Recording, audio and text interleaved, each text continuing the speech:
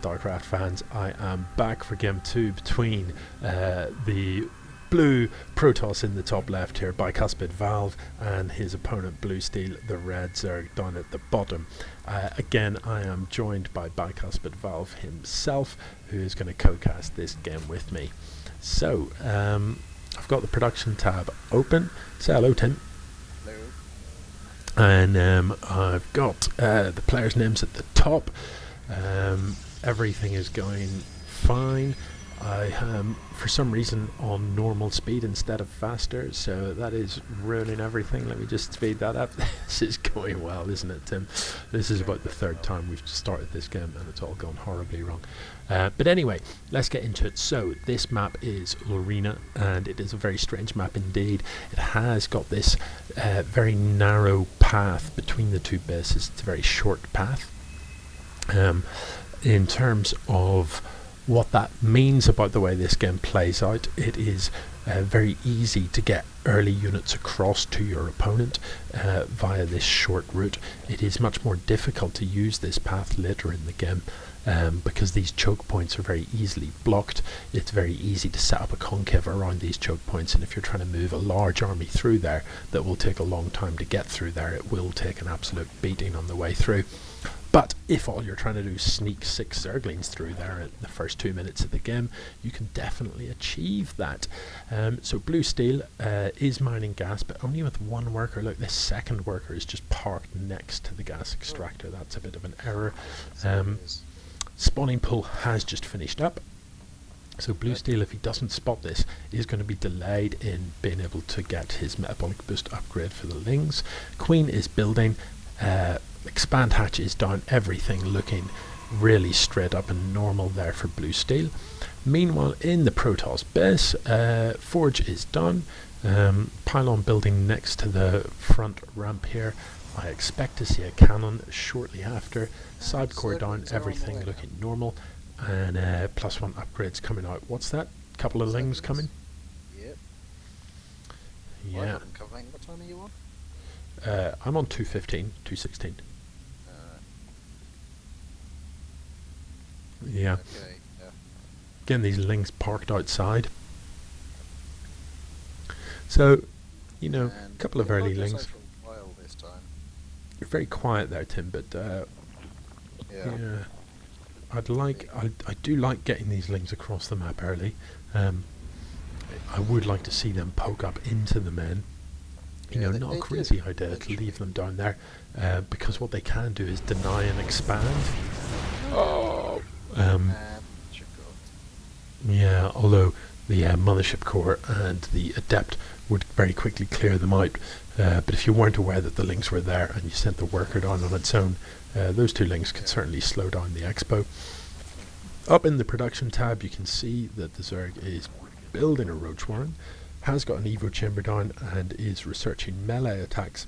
So mixed signals coming from the Zerg. Building a Roach Warren, but researching upgrades for Lings. So not sure what we're going to see from BlueSteel in this game. Neither player accumulating money, and that's very good to see at this early stage. So yeah, things going smoothly. Robo facility down for the Protoss. At this stage, given the map, did you have a plan, Tim? Were you thinking about anything in particular? Pretty much same as the last one. Build a death ball, go and kill. Yeah, I wanted to make sure that I had some good early defense down. Yep. This one, so you can see the photon cannons going down there. Yep. Because I knew, like last game, that you might try to rush me again. So I wanted to make sure I had some defenses up while the death ball readied itself. Yep. And that looks pretty. That is quite tight between the cannon and the men. Can units get between that pylon and the cannon right there, or do they have to walk around the Expo? Sorry. I think they have to walk around it.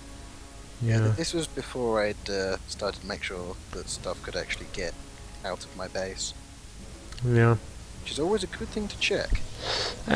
It can be. I mean, against Zerg, you know, I'm not against building a complete wall. Just literally building buildings the whole way across. making sure that there's something like a pylon at some point in the wall, so that it's relatively easy to destroy that, so that you can escape when you're good and ready. It does mean that you're absolutely bulletproof against ling rushes. So observer heading down this path sees all, sees this pile of lings with a couple of roaches. So pleasing information to be had there. Yeah. Meanwhile, at home, the Zerg does have a handful more roaches. If I just take a quick look at the army supplies, you can see that actually the Zerg is significantly ahead, and not very behind in workers. So, those two cannons at the front would be helpful. So that army supply, 15 army supply for the Protoss, the Void Ray as well. Do bear in mind when you open the supply tab, it includes units that are building. So that supply includes this Immortal that is in production and the Void Ray that was in production. I was there looking, thinking, that's never 15 supply. Yeah. What time are you on now? I did stop to adjust the volume, so I'm just at 6 minutes. 6 minutes? Yeah. Okay. Yeah. So, these Ravagers we see in the middle of the map, very useful unit indeed.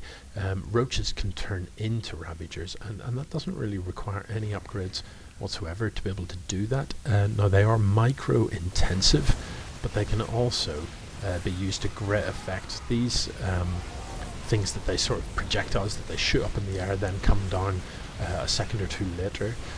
So in some regards, easy to dodge those. But often they are used for just zoning out things, zoning out areas of the map. Now that was a bit of a mincing.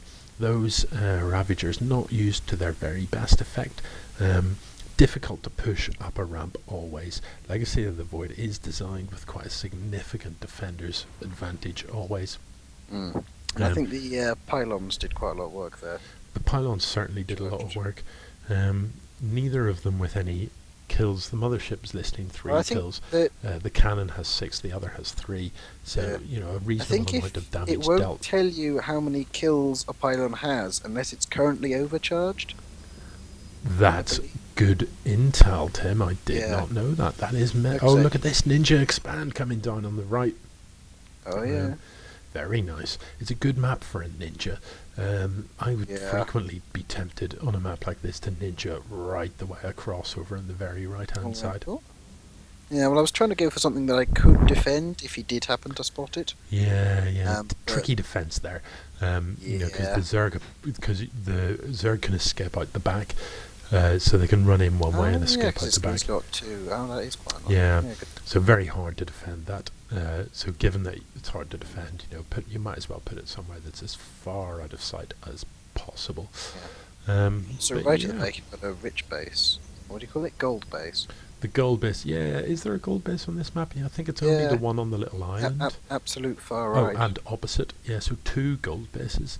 The one on the island, as the Zerg, I would, as a Zerg player, always be tempted to take that, because it's very easy for a Zerg player to get a transport up as soon as they've got an evolution chamber, which this Zerg built very early on.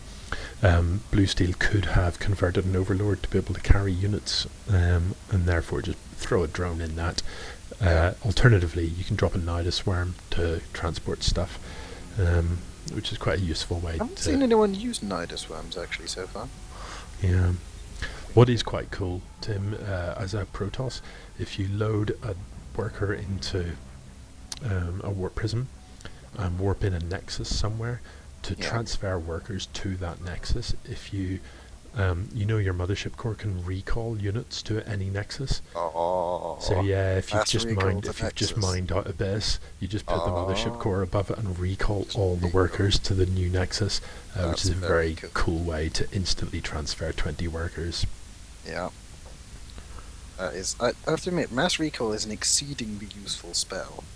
It is. In Heart of the Swarm, it was used a lot, and you just don't see it as much in Legacy, and I think that is because of the changes to photon overcharge. Okay, let's see how this does. Army supplies are in favour of the Protoss, and given this defensive and I have the position, cannons. I don't think this is going to go well. These Archons tanking a lot at the front.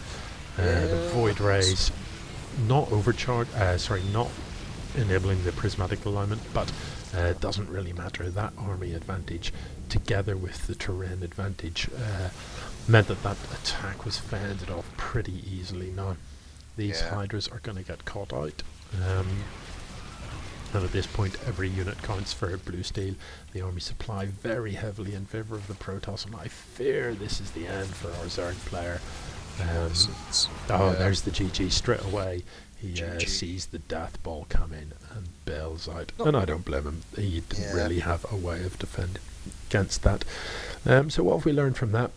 We've learned from that it's very hard to attack upper ramp, so don't. If your opponent is in a defensive position like this, you'd need such an overwhelming force to get up that ramp.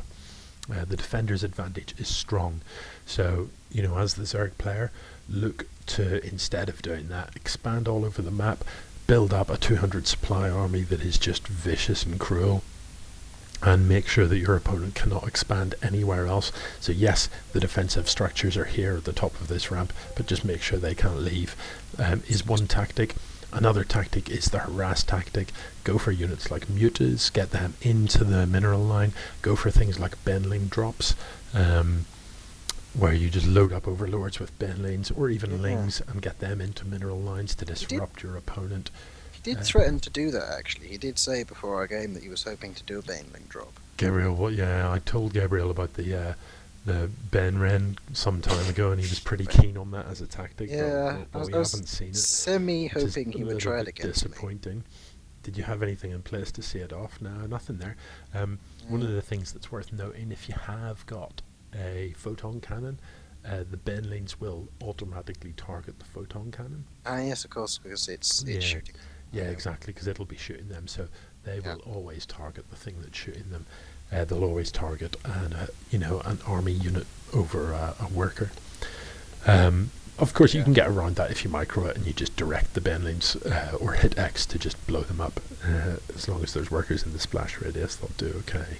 So yeah, either harass or build a death ball is probably the two options that the Zerg could have done on this map and would have worked out better.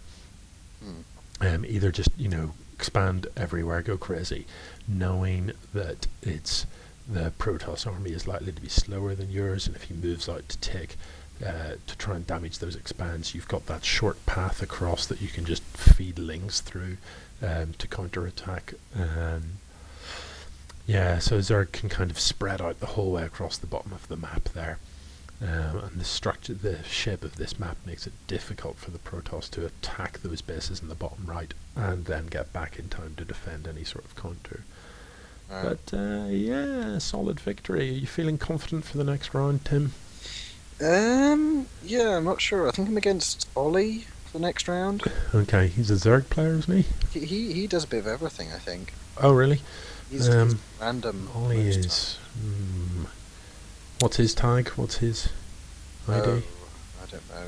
He's the one. Who was it that? Is he Ghost Dragon or something? Is that one? No, he's the one who beat Burger Slayer. Confused Gamer, I think. No, that's Owen.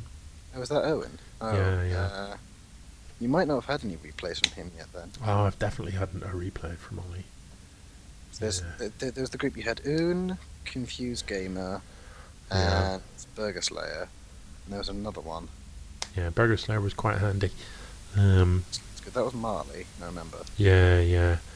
I quite liked to watch his games because he mixed it up quite a lot, didn't he? Bit of cheese thrown in, bit of this, bit of that. It was nice. Nice, healthy serving of cheese. Yeah. But I think Owen's going to take some stopping.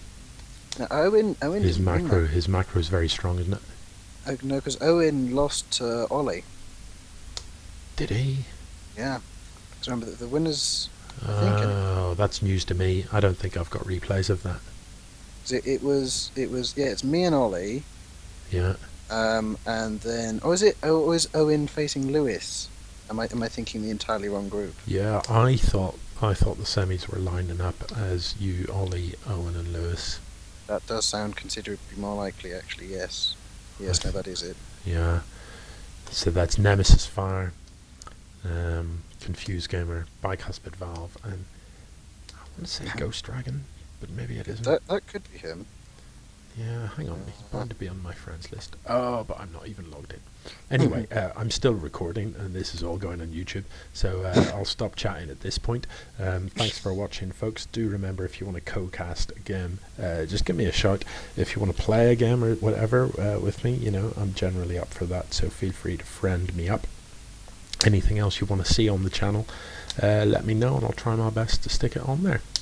Cool beans, GG.